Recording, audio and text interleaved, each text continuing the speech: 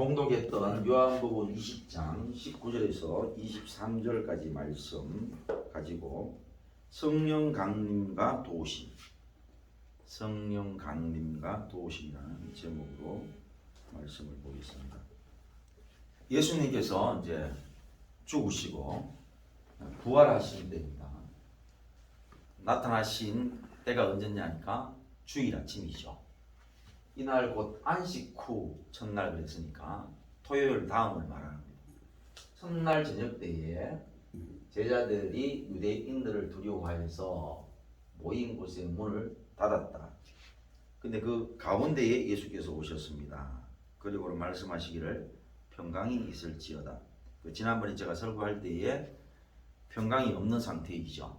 두렵고 떨리는 상태입니다. 그동안은 예수님 믿고 까불거나 하고 싶은 말을 하거나 또는 모든 것들이 다 예수님을 통해서 막아졌죠. 그런데 이제 예수님이 안 계시기 때문에 그야말로 아무것도 보장받을 수 없는 상태에 두려워서 숨어 있는 거예요. 그런데 이제 그 가운데 오셔서 평강이 있을지어다 이 말씀은 예수님이 그냥 앞도 없고 뒤도 없는 그런 평강을 말씀하는 게 아니고 두려워 떨고 있는 불안한 그런 제자들에게 당연한 말씀일 수밖에 없는 것입니다. 이 말씀을 하시고 손과 옆구리를 보이시니 제자들이 주를 보고 기뻐하였다. 예수님이 다 죽은 걸로 그렇게 생각을 하고 있었던 그 제자들, 또 실제로 예수님이 나타나셔도 그조차도 못 믿는 그런 제자들 앞에서 예수님이 손과 옆구리를 보이시면서 그렇게 제자들한테 확인까지 시켜줬죠. 그래서 기뻐했습니다. 예수께서 또 이르시되 너희에게 평강이 있을지어다. 아버지께서 나를 보내신 것 같이 나도 너희를 보내노라. 예수님께서 지금까지는 함께 하신 거죠. 그런데 부활하시고 이제 메시지를 주시는데 어떤 메시지냐? 아버지께서, 하나님 아버지께서 예수님을 이 땅에 보내신 것 같이 나도 이제 너희를 보낸다. 결별이죠. 결별. 육신적으로는 분명히 결별입니다. 그러시면서 이 말씀을 하시고 그들을 향하여 숨을 내쉬며 이르시되 성령을 받으라. 이 부분은 예수님의 능력이나 또는 예수님의 허풍이나 이런 데에 문제가 있는 것이 아닙니다. 대단히 상징적인 것입니다. 능력이 없기 때문에 숨을 푹 내쉬기 때문에 성령을 받으라 했는데 성령이 안 오시는 거라 그런 거 아니다 말입니다. 또 뻔히 아시면서 그냥 허풍 떠는 거지요. 성령 받으라 그것도 아닙니다. 무슨 얘기냐면은 앞으로 있을 일을 상징적으로 말씀하시는 것이고 또 표현하시는 것이지요. 앞으로 성령이 너희에게 임하신다. 실제로 예수님께서 부활하시고 다시 말하면 40일 동안에 활동을 하셨습니다. 제자들과 활동하시다가 40일 곧 오순절 성령 강림이 있기 전 열흘 전에 승천하시죠. 그리고 열흘 이후에 이제 성령이 강림하셔요.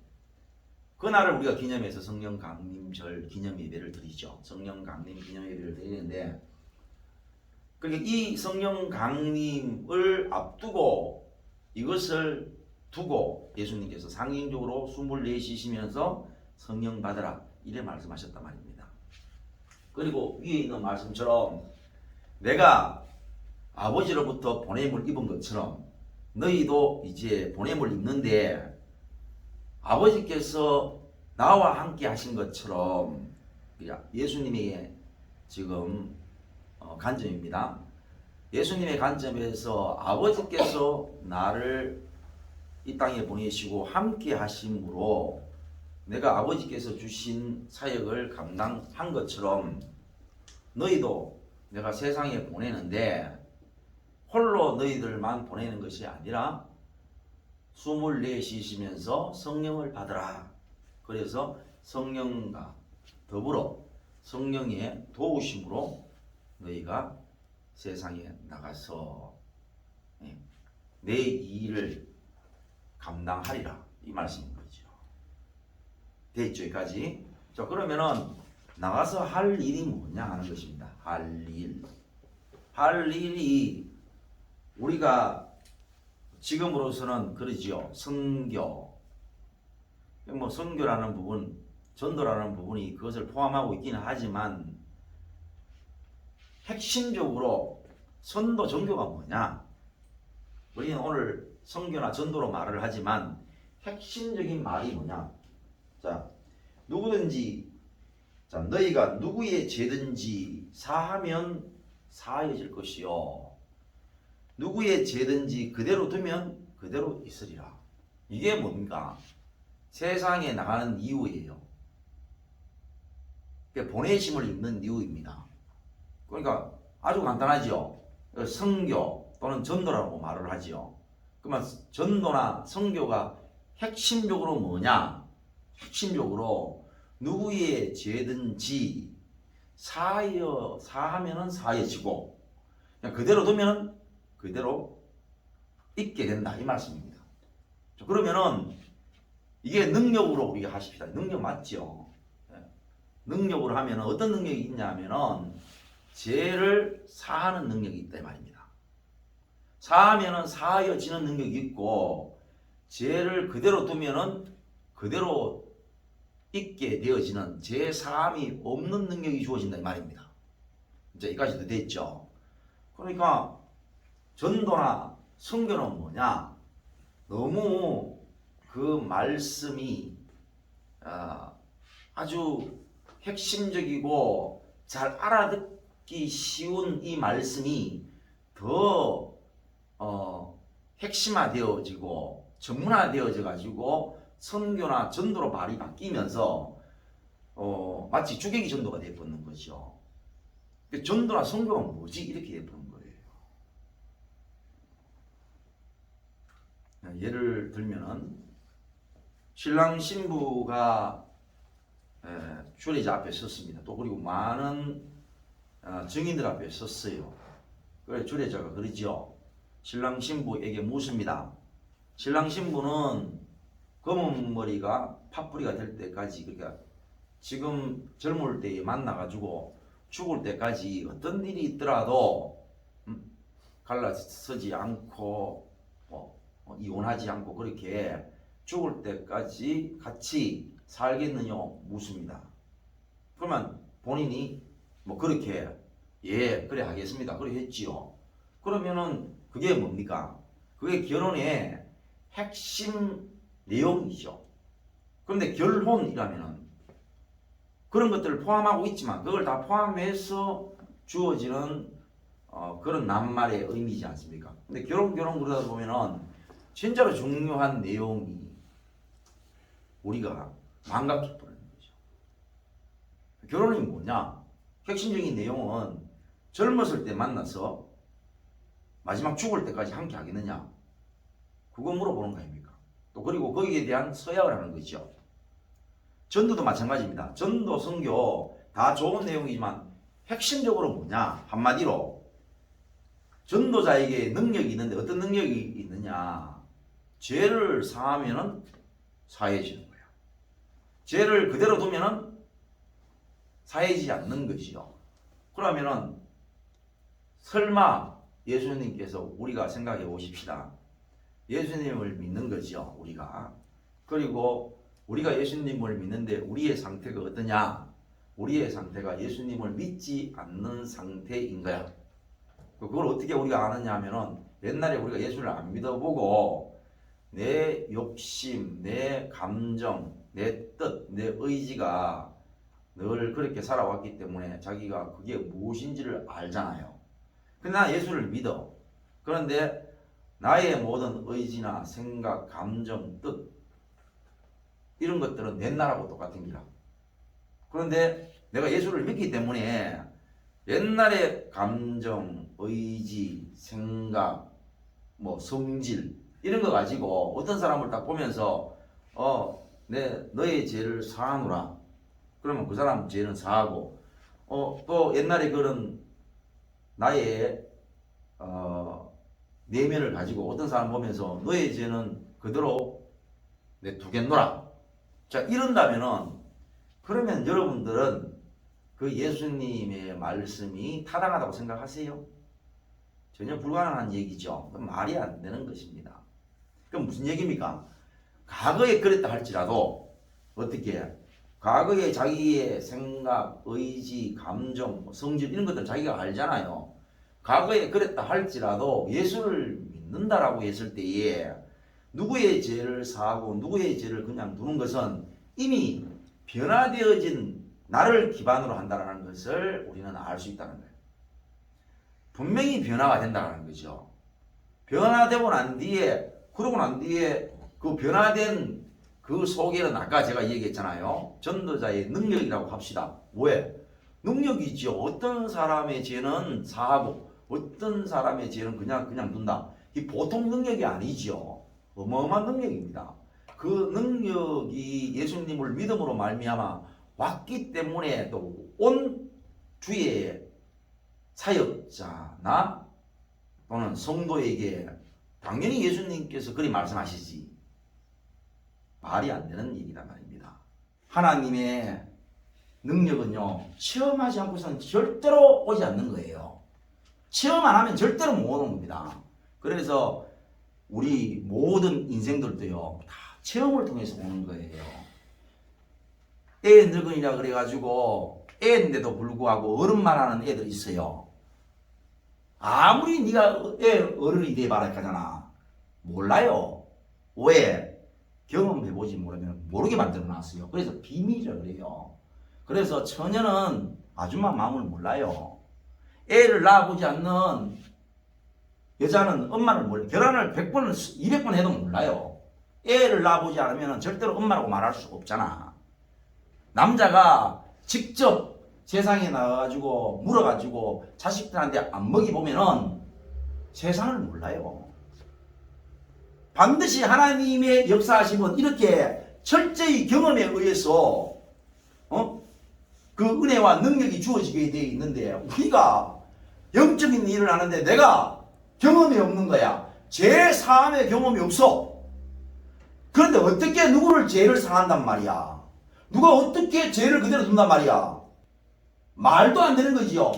오늘 우리는 얼마나 많은 책임과 심판을 받느냐면요.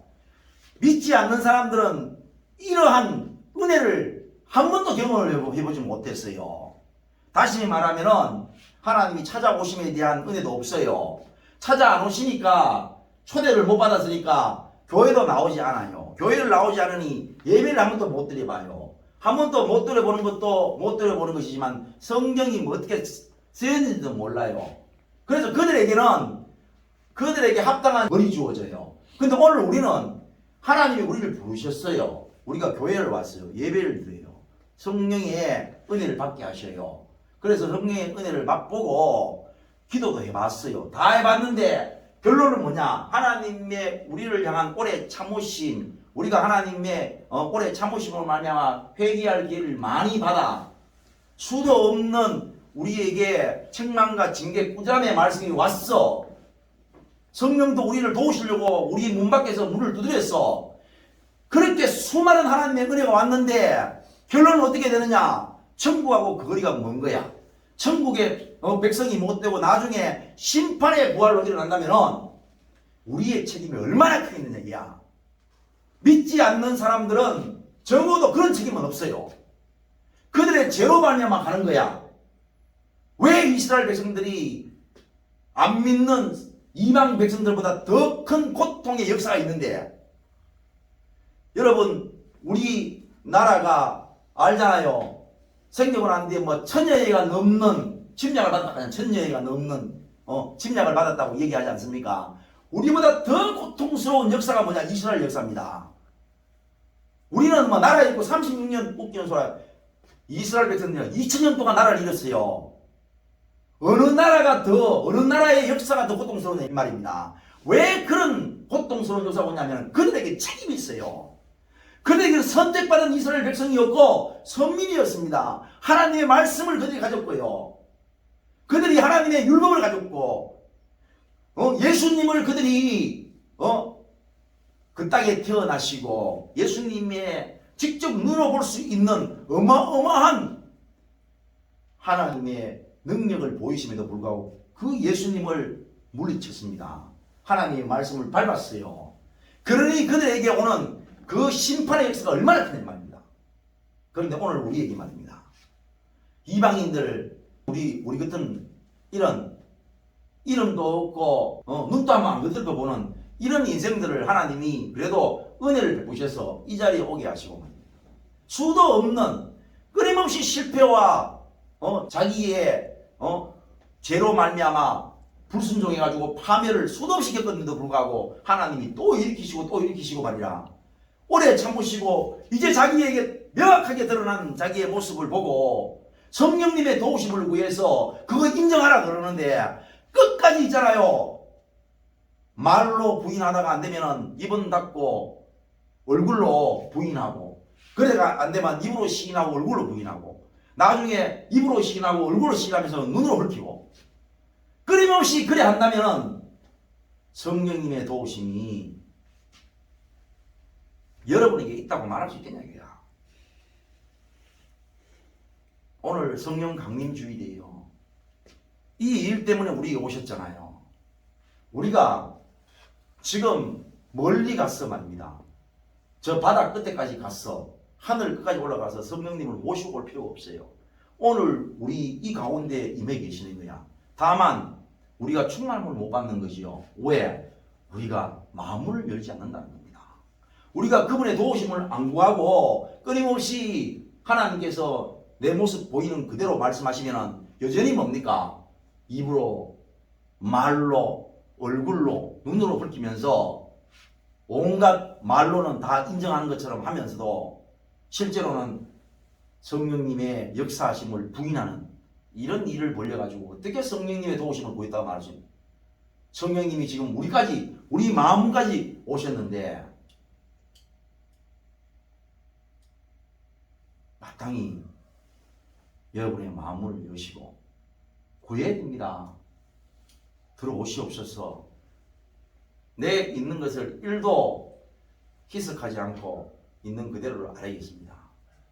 하나님은 내 있는 모습 그대로 원하시고 기뻐하시니 오늘 이 출발점에서 나와 함께 동행하옵소서.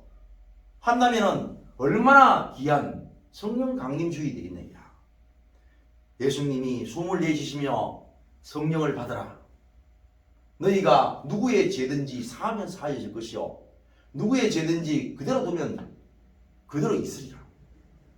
그 능력의 말씀이 오늘 성령의 도우심을 구하는 성도에게서부터 출발한다는 것입니다. 누구의 죄든지 사할 수 있는 능력이 여러분에게 와야 되겠습니까? 안 그렇습니까? 네? 죄를 지적했는데 본인 스스로 이 죄가 그대로 있다. 아니면은 그래 너 정말 하나님 앞에 회개했구나. 내가 분명코 확신하건만 네 죄는 사해졌노라.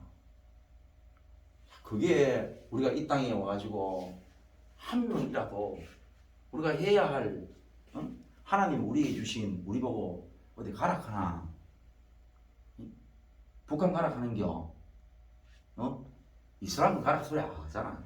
오늘 우리에게 주신 그 사명을 오늘 이 성령님의 도우심을 받아서 여러분이 그런 능력이 나타나길 꼭 바랍니다.